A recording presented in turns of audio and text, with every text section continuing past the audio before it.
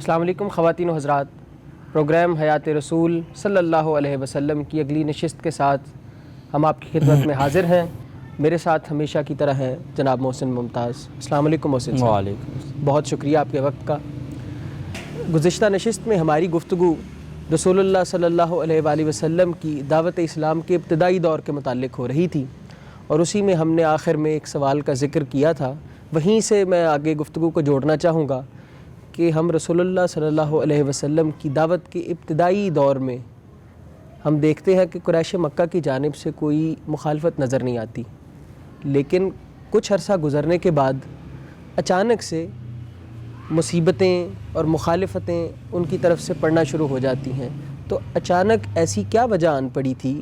کیا مسئلہ ہو گیا تھا مسلمانوں کی جانب سے، یا ان کو کیا مسئلہ قریش کو ہو گیا تھا کہ ان کے سرداروں نے اچانک سے ان کا رویہ تبدیل ہوتا ہے اور وہ بالکل سامنے مخالفت میں آ کے کھڑے ہو جاتے ہیں؟ اور اس کے ساتھ ساتھ میں یہ چاہوں گا کہ آپ یہ بھی بتائیے کہ وہ جب تشدد کا دور آیا تو وہ کس طرح سے انہوں نے جو ہے وہ مخالفت کی، کس طرح سے مسلمانوں پر مصیبتوں کے پہاڑ توڑے، اور کون کون لوگ اس کا شکار ہوئے، اور پھر جواب میں مسلمانوں کا رد عمل کیا تھا، انہوں نے کس طرح ان تمام مصیبتوں کا، شدائد کا مقابلہ کیا؟ بسم اللہ الرحمن الرحیم۔ ہم گفتگو یہ کر رہے تھے کہ اللہ کے نبی صلی اللہ علیہ وسلم نے وحی کی ابتدا ہی سے اپنا کلام تمام لوگوں کو سنانا شروع کیا۔ آپ کی دعوت پر لبیک کہنے والوں کی تعداد بڑھ رہی تھی۔ آپ نے قریش مکہ کو بھی مخاطب کیا، ان کو بھی اس کلام کی، اس دعوت کی طرف بلایا۔ لیکن جب انہوں نے دیکھا کہ یہ لوگ پھیل رہے ہیں، دعوت بڑھ رہی ہے، اور کلام میں وہ چاشنی اور شیرینی ہے، وہ اثر ہے کہ وہ دلوں پر اثر کرتا ہے، اور لوگ اس کو اپنے عمل میں ڈھال رہے ہیں، یعنی یہ نہیں ہے کہ وہ صرف سن رہے ہیں، کانوں کا صرف سرور لے رہے ہیں، بلکہ وہ اس کو سن کر اس پر عمل کر رہے ہیں، عمل میں ڈھال کر وہ باصلاحیت لوگ ہو گئے ہیں۔ انہوں نے یہ دیکھا کہ یہ جو دعوت ہے یہ بڑھ رہی ہے، اور بڑھتے بڑھتے یہ تو ایسی ہو جائے گی کہ ہمارے پورے نظام کو تلپٹ کر دے گی، ہماری سرداری کو چیلنج ہو جائے گا، ہماری جو حکومت ہے، جو ہماری بادشاہت ہے، جو ہم نے لوگوں پر رعب و دبدبہ قائم رکھا ہے، یہ تو ختم ہو جائے گا۔ لوگ چونکہ دعوت قبول کر رہے ہیں، تو اب انہوں نے یہ خاموش رہنا مناسب نہیں سمجھا ہے، یعنی اب اس کے خلاف، اس دعوت کے خلاف جو ہے، یعنی ان کے نظام کے لیے چیلنج بن گیا ہے۔ اب نظام شرک جو ایک قائم ہے، نظام شرک جو مکے کے اندر قائم ہے، اس کو چیلنج شروع ہو گیا ہے۔ انہوں نے یہ خوف محسوس کیا۔ اس کے بعد کیا ہوا ہے؟ انہوں نے یہ سوچا کہ اب اس کا مقابلہ کیسے کیا جائے۔ خاموشی کو انہوں نے توڑا ہے، اور اب جو آپ پر ایمان لانے والے لوگ تھے ان پر انہوں نے تشدد شروع کیا۔ یعنی آپ وہ تشدد کی داستان کتابوں میں پڑھیں تو انسانیت سوز تشدد ہے، رونگٹے کھڑے ہو جاتے ہیں۔ کبھی وہ تپتی ریت پر لٹا رہے ہیں، کبھی وہ دھوپ میں کھڑا کر رہے ہیں، بھوکا پیاسا رکھ رہے ہیں، مار پٹائی کر رہے ہیں، اور اس میں حضرت یاسر اور ان کی زوجہ جو ہیں وہ شہید بھی ہو جاتی ہیں، عمار بن یاسر کے والدین۔ ہاں جی بالکل۔ اور ان میں حضرت عمار بن یاسر ہیں، بلال، حضرت بلال ہیں، خباب بن ارت ہیں، عامر بن فہیرہ ہیں، یہ لوگ ہیں، اور یہ غلام تھے۔ یعنی آغاز انہوں نے پہلے وہ کمزور طبقے سے کیا، یعنی انہوں نے یہ دیکھا کہ شروع کریں گے تشدد کو تو باقی سب ویسے ہی ڈر جائیں گے، نیچے والے طبقے پر تشدد سے باقی لوگ ڈر جائیں گے تو کام شاید رک جائے۔ تو انہوں نے یہ یہاں سے شروع کیا کہ غلاموں کو، جن کا کوئی پوچھنے والا نہیں ہے، ان پر تشدد شروع کیا۔ اپنے اپنے غلاموں کو وہ مار پیٹ کر رہے ہیں، تشدد کر رہے ہیں۔ تو ان میں یہ نام تاریخ کی کتابوں میں محفوظ ہوئے، اور ان میں حضرت یاسر اور ان کی زوجہ کو شہید کر دیا گیا۔ اس میں آپ دیکھیے کہ ابتدا میں جو ایمان لانے والے ہیں وہ آپ دیکھیے حضرت ابو بکر صدیق رضی اللہ عنہ ہیں۔ یہ صحابہ کرام جو ایمان لائے ہیں وہ نوجوان طبقہ ہے، یعنی جوان طبقہ جن کی فطرت سلیم ہوتی ہے، گفتگو کو سمجھنے کا سلیقہ ہوتا ہے، ابھی وہ انا و تکبر کے اس درجے میں نہیں ہوتے کہ بات سمجھنا مشکل ہو جائے۔ جب بزرگ آدمی ہو تو اس کو سمجھنا مشکل ہوتا ہے۔ تو نوجوان مسلمان ہوئے ہیں۔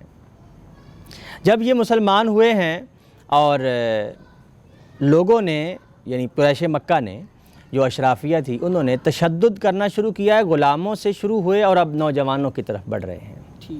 حضرت عثمان غنی ہوں، حضرت ابوبکر صدیق ہوں اور صحابہ کرام جو ایمان لائے، تو یہ تشدد انہوں نے غلاموں سے بڑھ کر اب ان لوگوں پر بھی کرنا شروع کیا۔ ٹھیک، یعنی ہر ایک نے اپنے اپنے قبیلے کے نوجوانوں کو اب شروع کر دیا، اپنے قبیلے کے اپنے لوگوں کو وہ کر رہے ہیں۔ اس کی وجہ یہ ہے، اس کی وجہ یہ معلوم ہوتی ہے کہ قبائلی سسٹم کے اندر کوئی بھی شخص دوسرے قبیلے پر ہاتھ نہیں اٹھا سکتا۔ تو اب وہ کیا کریں گے؟ وہ ایک قبیلہ دوسرے کے فرد کو کوئی نقصان، کوئی اگرچہ تشدد، وہ مسلمان بھی ہو گیا تب بھی جو ہے وہ اس پر ہاتھ نہیں کوئی یہ ڈال ان کا نظام ہے۔ قبائلی نظام میں کوئی بھی شخص دوسرے قبیلے کے کسی غلام کو بھی کچھ نہیں کہہ سکتا۔ تو اس لیے انہوں نے اپنے اپنے قبیلوں میں یہ طے کیا کہ ہر سردار اپنے قبیلے میں تشدد اختیار کرے گا تاکہ دعوت کو روکا جا سکے۔ اس کے مقابلے میں اللہ کے نبی صلی اللہ علیہ وسلم اور صحابہ کرام نے کیا رویہ اختیار کیا ہے؟ وہ رویہ صبر و استقامت کا ہے۔ یعنی اللہ کے رسول صلی اللہ علیہ وسلم ان کو صبر و استقامت کی تلقین کر رہے ہیں۔ یہ بیان ہی وہی بات ہے جب موسیٰ علیہ السلام پر جو لوگ ایمان لائے ابتدائی طور پر، وہ بھی جوان تھے، تو اللہ تعالیٰ نے اس بات کا ذکر اپنے کلام میں کیا ہے اور انہوں نے یہ بات نوجوانوں نے آ کے کہی ہوگی کہ اے موسیٰ ہم فرعون کے تشدد سے ڈرتے ہیں، تو وہ بڑا ظالم اور جابر ہے، تو ہم کیا کریں گے؟ تو یعنی اللہ تعالیٰ نے ان نوجوانوں کو، قریش کے نوجوانوں کو ہمت دلانے کے لیے وہ موسیٰ کی قوم کے نوجوانوں کا واقعہ ایک بتایا مثال دی ہے۔ جی، وہ مثال کیا ہے؟ وَقَالَ مُوسَىٰ يَا قَوْمِ إِن كُنتُمْ آمَنْتُ بِاللَّهِ فَعَلَيْهِ تَوَكَّلُوا إِن كُنتُمْ مُسْلِمِينَ۔ اور موسیٰ نے کہا اے میری قوم کے لوگو، اگر تم اللہ پر ایمان لائے ہو تو اسی پر بھروسہ کرو، اگر تم اپنے آپ کو اس کے حوالے کر چکے ہو، تم مسلمان ہو چکے ہو، تم اپنے آپ کو اس کے سپرد کر چکے ہو، تو پھر اسی پر بھروسہ اور توکل کرو۔ وہ بولے، یعنی جو ایمان لائے تھے وہ بولے کہ ہم نے اللہ پر بھروسہ کیا ہے۔ اے ہمارے رب ہمیں ظالموں کے ظلم کی آماجگاہ نہ بنا اور ہمیں اپنے فضل سے کافروں کے پنجہ ستم سے چھڑا لے۔ اس کے بعد کیا فرمایا؟ اور ہم نے موسیٰ اور اس کے بھائی کی طرف وحی کی کہ اپنی قوم کے لیے مصر میں کچھ گھر ٹھہرا لو اور اپنے گھر کو قبلہ بناؤ اور نماز کا اہتمام کرو اور ایمان لانے والوں کو خوشخبری دیتے رہو۔ یعنی وہ لوگ جو ایمان لائے ہیں وہ آپ سے یہ بات پوچھ رہے ہیں تو انہیں توکل اور صبر سے کام لینے کی تلقین کیجئے اور کچھ گھر ٹھہرا لیجئے جہاں پر جمع ہو کر آپ نماز کا اہتمام کریں، واعظ و نصیحت کریں، خدا کی طرف دعوت دینے کا جو جذبہ ہے وہ ابھاریں اور ان کو اس بات کے لیے تیار کریں تاکہ وہ قوت حاصل۔ اس واقعے سے پھر مسلمانوں کو کیا سبق مل رہا ہے؟ یعنی مسلمان ان آیات سے کیا لے رہے ہیں؟ وہ صبر و توکل لے رہے ہیں، وہ اللہ رب العالمین پر بھروسہ، اس کی خوشخبری پر لبیک کہہ رہے ہیں، دعوت کی طرف لبیک کہہ رہے ہیں۔ تو اللہ کے نبی صلی اللہ علیہ وسلم نے صحابہ کرام کے ساتھ حضرت ارقم بن عبد مناف کے گھر جو ہے وہ دعوت، یعنی وہ گھر ٹھہرانے سے یہ سبق ملا کہ انہوں نے بھی ایک گھر ٹھہرا لیا، یعنی انہوں نے ایک گھر ٹھہرایا اللہ تعالیٰ کے حکم پر۔ تو اب واقعہ بیان کرنے کا کیا مطلب ہے؟ اللہ کے رسول، اللہ تعالیٰ اپنے نبی کو، صحابہ کرام کو کیا بتا رہا ہے؟ کیونکہ وہ عرب قوم ہے، وہ کو بسیط کلام نہیں کہتی، وہ فصاحت و بلاغت والا کلام ہوتا ہے، وہ بات سے بات سمجھتے ہیں، یعنی بات سے بات نکالتے ہیں کہ اشارہ کس طرف ہو رہا ہے۔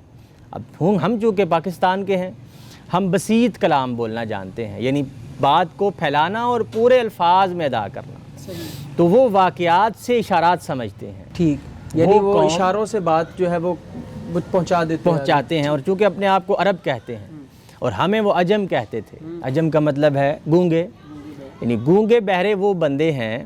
اس کا مطلب یہ نہیں ہے کہ وہ بول نہیں سکتے، بولنا تو آتا ہے، لیکن وہ بولنا ایسا ہے کہ ان میں ہر چیز بولنی پڑتی ہے، ان کو سارے الفاظ بتانے پڑتے ہیں، ہر بات کہنی پڑتی ہے، تب وہ بات سمجھتے ہیں، تو انہوں نے ہمارا نام عجم رکھ دیا۔ اس لحاظ سے اس واقعے میں یہ بات اشارتاً ملتی کہ آپ ایک گھر ٹھہرائیے۔ تو ارقم بن عبد مناف کا گھر جو ہے اللہ کے نبی صلی اللہ علیہ وسلم نے اس کام کے لیے ٹھہرایا کہ جہاں پر اللہ کا کلام پڑھ کے سنایا جاتا۔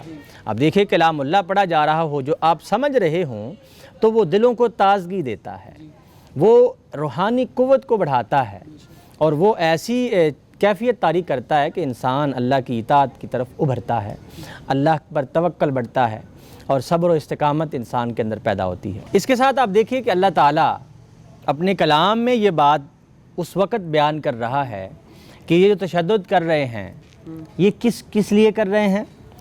اللہ تعالیٰ اس بات کو بیان کرتا ہے وَمَا نَقَمُوا مِنْهُمْ إِلَّا أَن يُؤْمِنُوا بِاللَّهِ الْعَزِيزِ الْحَمِيدِ، اور انہوں نے ان پر محض اس وجہ سے غصہ نکالا ہے، یہ نقم اس لیے لگا رہے ہیں، یہ غصہ اس لیے نکال رہے ہیں کہ وہ ایمان لے آئے ہیں، یعنی وہ ایمان لے آئے ہیں اس خدائے عزیز و حمید پر جس کی بادشاہی ہے آسمان و زمین میں، اور اللہ ہر چیز کو دیکھ رہا ہے۔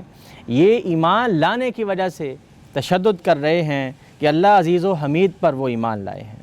جن لوگوں نے مومن مردوں اور مومن عورتوں کو ستایا پھر توبہ نہ کی، ان کے لیے لازماً جہنم کی سزا اور جلنے کا عذاب ہے۔ یعنی وہ حق کے خلاف اپنا رویہ درست کریں، اپنے ان کے ساتھ مل کر ایمان لے آئیں، اپنی انا اور تکبر کو زمین بوس کریں، اور اس نظام میں جو اللہ چاہ رہا ہے وہی ہونے دیں۔ ٹھیک، تو یہاں پر ساتھ ہی جو ہے وہ ان کو تسلی دینے کے ساتھ ساتھ جو ہے ان پر بھی ہے زود و کوب، ان کو سنایا جا رہا ہے کہ تم نے قرآن یہ میں کیا تو پوری رویہ۔ سیرت نبی جو ہے وہ چل رہی ہے، یعنی قرآن مجید ایسی کتاب ہے کہ وہ اللہ کے نبی صلی اللہ علیہ وسلم کی سیرت کی کتاب بھی ہے۔ جہاں آپ گفتگو کر رہے ہیں وہاں قرآن آتا ہے، جہاں کوئی اعتراض ہوتا ہے وہاں قرآن آتا ہے، تو وہ جو گفتگو ہے وہ رہن سہن ہے، کوئی تشدد ہے تو اس کا جواب ہے، کوئی اعتراض ہے تو اس کا جواب ہے۔ تو ہم چونکہ جو سیرت سیریز ہے ہماری، اس میں ہماری کوشش ہوگی کہ ہم قرآن مجید کو سیرت کا اولین ماخذ بنائیں، ان کے بعد احادیث صحیحہ، قرآن مجید کے بعد احادیث صحیحہ کی طرف جائیں، تو ہم اللہ کی کتاب کی طرف جو ہے وہ رجوع کرتے ہیں، اور وہاں سے سیرت کو سمجھنے اور اس کے اشارات سے سیرت کی باتوں کو، آپ کے رہن سہن کو، آپ پر جو اعتراض ہو رہے ہیں، جو آپ پر گفتگو کسی جا رہی ہے، جو بھی بات وہاں اس علاقے میں مکے میں ہو رہی ہے، اس کو ہم قرآن مجید سے سمجھنے کی اور سیرت کے حوالے سے اس چیز کی بہت کمی بھی رہی ہے کہ اس سے پہلے واقعات اور تاریخ سے تو سیرت بیان ہوتی رہی ہے، لیکن جو آپ جس طرح فرما رہے ہیں کہ سیرت کا اولین ماخذ اللہ کی کتاب ہے، تو اس کو جو ہے وہ کبھی کنسلٹ ہی نہیں کیا گیا اور اس کے مطابق بیان ہی نہیں کی آپ گئی۔ دیکھیے کہ سیدہ عائشہ کیا فرماتی، ام المومنین سیدہ عائشہ رضی اللہ عنہا فرماتی ہیں، ایک شخص آتا ہے اور کہتا ہے کہ اللہ کے نبی صلی اللہ علیہ وسلم کا رہن سہن کیسا ہے، آپ کے طور اتوار، آپ کی گفتگو، آپ کا انداز کیسا تھا؟ تو سیدہ فرماتی ہیں کہ کیا تم قرآن نہیں پڑھتے؟ یعنی قرآن جو ہے وہ سراپا سیرت رسول بیان کرنے کی کتاب ہے، بالکل، وہ آپ کی زندگی کا پورا تذکرہ بیان کر رہا ہے۔ اللہ کے نبی صلی اللہ علیہ وسلم کی جو ہے وہ زندگی کا تذکرہ ہے قرآن مجید میں۔ جیسے جیسے آپ زندگی گزار رہے ہیں ویسے ویسے آپ کی طرف آپ اللہ نے کی کتاب رسالت کا آ رہی فریضہ ہے، کس طرح سر انجام دیا، پوری اس کی کہانی اور پوری سٹوری اس میں ترتیب کے ساتھ۔ جی آپ دیکھیے کہ اس کو نئی ترتیب دی گئی ہے، تو یہ ترتیب دینے کا ایک مقصد ہے کہ نظم میں ہے، اور یہ بات جو کہتا ہے وہ پوری ترتیب سے۔ جی بالکل، یہ دیکھیں اب یہ اس مرحلے میں بالکل واضح ہو رہا ہے کہ اللہ تعالیٰ کیا اللہ تعالیٰ احکام دے اس رہا ہے میں اس مرحلے میں، جو بات جو جس مرحلے میں ہو رہی ہے اللہ تعالیٰ وہ بات بیان کر۔ بیان کرنا۔ تو ہماری اس سیریز میں قرآن مجید جو ہے وہاں سے ہم سیرت کا ماخذ اس کتاب کو بنائیں گے، اور اس کے بعد جو ہے صحیح احادیث کو بنائیں گے۔ دار ارقم کا واقعہ جو ہے وہ ہاں، ارقم کے گھر میں، حضرت ارقم رضی اللہ عنہ کے گھر میں جو ہے وہ اس سلسلہ جاری رہا۔ تو اس کے ساتھ ساتھ یہ ہوا کہ اب گھروں کے اندر کسی کا بھائی مسلمان ہوا ہے تو کسی کا باپ ہوا ہے، کسی کی بیوی ہوئی ہے تو کسی کی بیٹی ہو گئی ہے، تو اب یہ گھروں میں یہ بات چل رہی ہے۔ اب نوجوان ہوں تو والدین کی اطاعت کیسے کرنی ہے اگر وہ شرک والے ہیں، اور یہ ایمان والے ہیں تو کیا وہ گھر سے نکل جائیں؟ کیا ان کی بات کا جو ہے وہ ان کے ساتھ رویے میں کوئی چینج آئے، کوئی فرق پڑے؟ یہ ایک بات زیر بحث آ گئی ہے، سوال تو پیدا ہو گیا۔ تو اللہ تعالیٰ نے اس پر ہدایت کیا دی ہے؟ وَوَصَّيْنَا الْإِنسَانَ بِوَالِدَيْهِ حُسْنًا، یعنی دیکھیے آپ قرآن مجید، وہی سوال جو پیدا ہو رہا ہے، جو ذہنوں میں بات آ رہی ہے، اس پر اتر آتا ہے۔ اس سے کیا بات معلوم ہو رہی ہے؟ یعنی ہم اگر غور کریں تو اس کے پیچھے وہ سوال ہے جو ان کے ذہنوں میں ہے، قرآن مجید جس کا جواب یہ دیا جا رہا ہے۔ یہ فرمایا ہے سورہ عنکبوت میں، 29 نمبر سورت ہے اور 8 اور 9 آیات ہیں۔ وَوَصَّيْنَا الْإِنسَانَ بِوَالِدَيْهِ حُسْنًا، اور ہم نے انسان کو اس کے والدین کے ساتھ نیک سلوک کی ہدایت کی ہے۔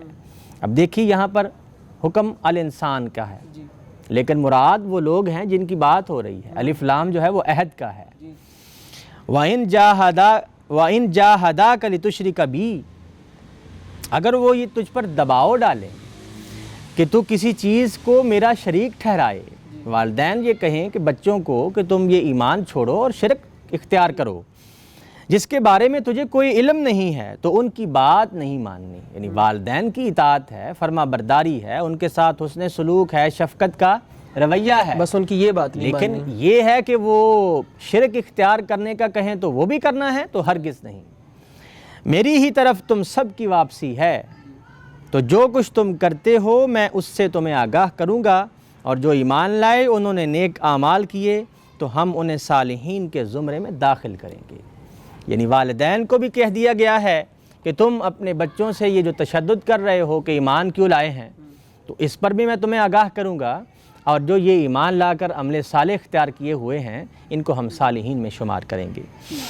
اب یہ تشدد بڑھ رہا ہے، ایک طرف تو یہ کام کر رہے ہیں قریش کے اشرافیہ، دوسری طرف وہ یہ کر رہے ہیں کہ کچھ قریش کے لوگ یا کچھ مکے کے اندر جو لوگ ہیں مسلمان ہوئے، وہ ظاہر تجارت بھی کرتے تھے، تو جب تجارت کرتے ہیں تو انہوں نے یہ کیا کہ وہ مال تو لے لیتے ہیں لیکن اس کی قیمت ادا نہیں کرتے، ان کی تجارت میں مشکلات پیدا کر رہے ہیں۔ تجارت میں مشکلات پیدا کی ہے۔ حضرت خباب رضی اللہ عنہ یہ نیزے بناتے تھے، تو جس شخص نے قریش کا سردار تھا اس نے ان سے نیزے تو لے لیے لیکن ان کی جو قیمت ہے وہ ادا نہیں کی۔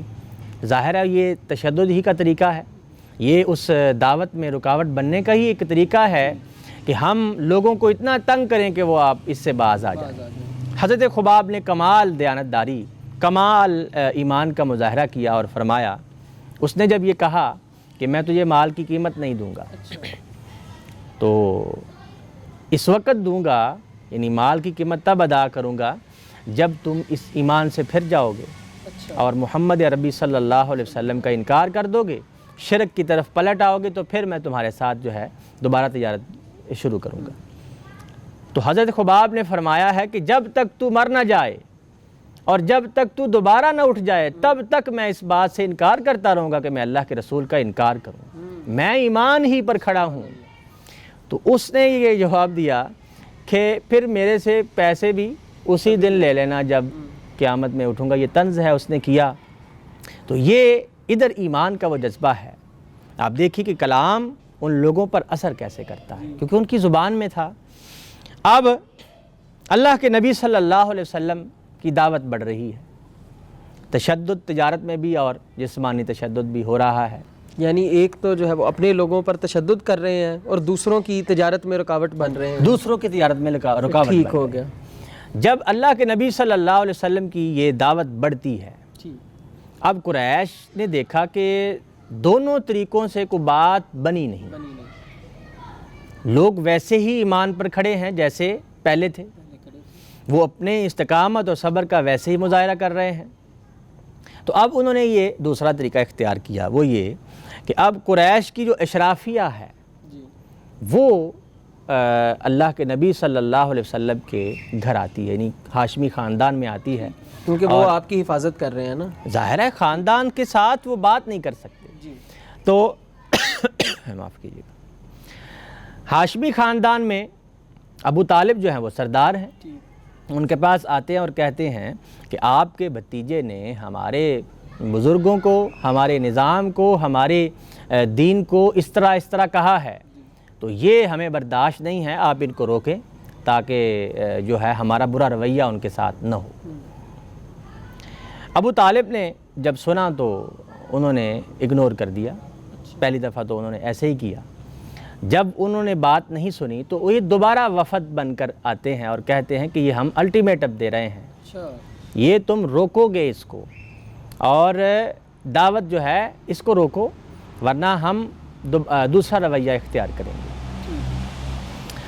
حضرت ابو طالب نے اللہ کے نبی صلی اللہ علیہ وسلم کو بلایا اور آپ نے کہا کہ اگر تم یہ رویہ چھوڑتے نہیں، دعوت کو نہیں چھوڑتے اور لوگوں کو نہیں اکساتے، نہیں ابھارتے اس بات پر کہ وہ ایمان لائیں، اگر تم یہ نہیں چھوڑتے تو میں مشکل میں پڑ جاؤں گا، اور اگر میں مشکل میں پڑ گیا تو میرے سے یہ سنبھالا نہیں جائے گا۔ یعنی وہ سب کے سب جو ہے وہ قبیلے کی مخالفت میں کھڑے ہو جائیں گے، باقی سب سارا عرب کھڑا ہو جائے گا۔ ٹھیک ہے۔ تو آپ نے فرمایا ہے چچا میں اللہ کی کتاب کی دعوت دیتا رہوں گا یہاں تک کہ یہ نظام غالب آ جائے، یہ کتاب غالب آ جائے، یا میں ختم ہو جاؤں۔ جب انہوں نے اپنے بھتیجے کا یہ رویہ دیکھا کہ یہ پرعزم ہے، یہ کسی صورت نہیں ٹل سکتے، یہ ہو ہی نہیں سکتا کہ ان کو کوئی بات متذبذب کر دے، تو انہوں نے جواب دیا کہ جا بھتیجے جو چاہتے ہو کرو،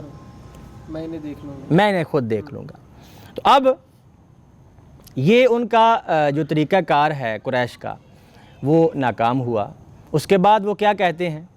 وہ کہتے ہیں کہ ہم اس طرح کرتے ہیں کہ ہم ایک آدمی کے بدلے آدمی لے لیتے ہیں۔